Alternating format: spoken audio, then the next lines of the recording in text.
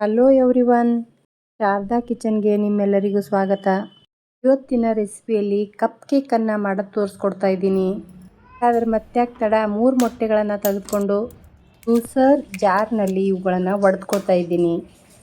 ಒಂದಾಗಿ ಗ್ರೈಂಡ್ ಮಾಡ್ಕೊಳ್ಳುವ ಬದಲಾಗಿ ಒಂದೇ ಬಾರಿಗೆ ಮೊಟ್ಟೆ, ಸಕ್ಕರೆ ಒಮ್ಮಕ್ಕಲೇ ಆಗಿ ಗ್ರೈಂಡ್ ಆಗಿಬಿಡುತ್ತೆ.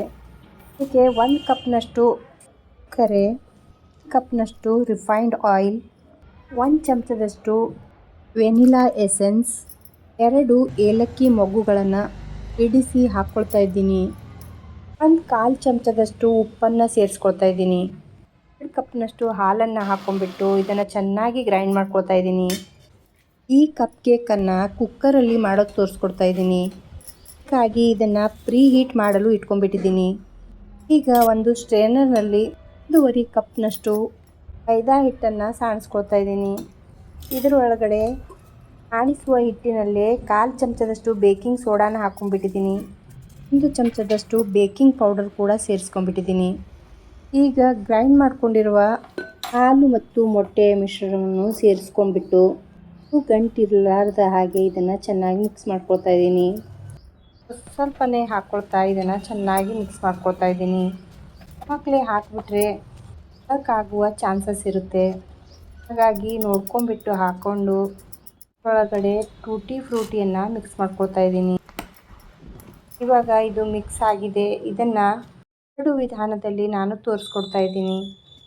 ಚಿಕ್ಕ ಗಾತ್ರದ ಬಟ್ಲುಗಳನ್ನು ತೆಗೆದುಕೊಂಡು ಬಟ್ಟಲುಗಳಲ್ಲಿ ಡಿಸೈನ್ ಇರುವ ಬಟರ್ ಪೇಪರನ್ನು ಇಟ್ಬಿಟ್ಟು ಎಲ್ಲ ಬಟ್ಟಲುಗಳಿಗೆ ಈ ಥರ ಬ್ಯಾಟರನ್ನು ಹಾಕ್ಕೊಳ್ತಾ ಇದ್ದೀನಿ.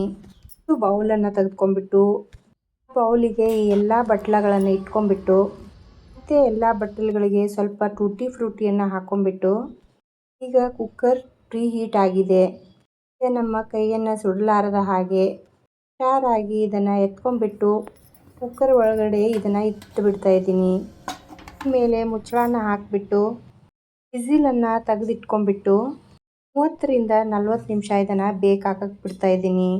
ಮತ್ತೊಂದು ಕಡೆ ಕಡ್ಡಿನ ಮಣೆಯನ್ನು ಬಿಸಿ ಮಾಡಲು ಇಟ್ಬಿಟ್ಟಿದ್ದೆ. ಇದಕ್ಕೂ ಸಹ ಈ ಥರ ಬ್ಯಾಟರನ್ನು ಹಾಕ್ಕೊಂಡ್ಬಿಟ್ಟು ಅದರ ಮೇಲೆ ಸ್ವಲ್ಪ ಟೂಟಿ ಫ್ರೂಟಿಯನ್ನು ಹಾಕ್ಕೊಂಡ್ಬಿಟ್ಟು ಒಂದು ಮುಚ್ಚಳನ ಮುಚ್ಕೊಂಡ್ಬಿಟ್ಟು 15ರಿಂದ 20 ನಿಮಿಷ ಬೇಕ್ ಮಾಡಿದರೆ ಸಾಕು. ತುಂಬಾ ಸಾಫ್ಟಾದ ಕೇಕ್ ಮನೆಯಲ್ಲೇ ಮಾಡಿಕೊಂಡು ತಿನ್ಕೋಬೋದು. ನನಗಂತೂ ತುಂಬಾ ಸಖತ್ ಅನಿಸಿದೆ. ಮಕ್ಕಳಿಗೂ ತುಂಬಾ ಇಷ್ಟ ಆಗುತ್ತೆ. ಹಾಗಾಗಿ ನೀವು ಟ್ರೈ ಮಾಡಿ ನೋಡಿ.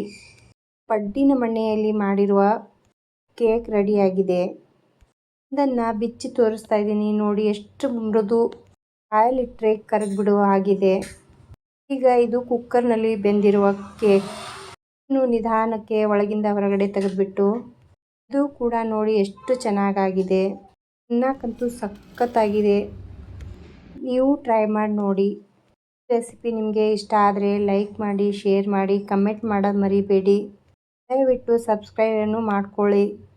ಸಪೋರ್ಟ್ ಮಾಡಿದರೆ ನಾನು ತುಂಬ ರೆಸಿಪಿಗಳನ್ನು ಹಾಕ್ತಿರ್ತೀನಿ. ಇನ್ಸ್ಟಾಗ್ರಾಮ್ ಪೇಜಿಗೂ ಫಾಲೋ ಮಾಡಿ. ಈಗ ಕುಕ್ಕರ್ನಲ್ಲಿ ಮಾಡಿರುವ ಕೇಕನ್ನು ಬಿಚ್ಚಿ ತೋರಿಸ್ತಾ ಇದ್ದೀನಿ. ತುಂಬಾ ಬಿಸಿ ಆಗಿರುವುದರಿಂದ ಈ ಥರ ಹಾಳೆಗೆ ಅಂಟ್ಕೊಂಡಿದೆ.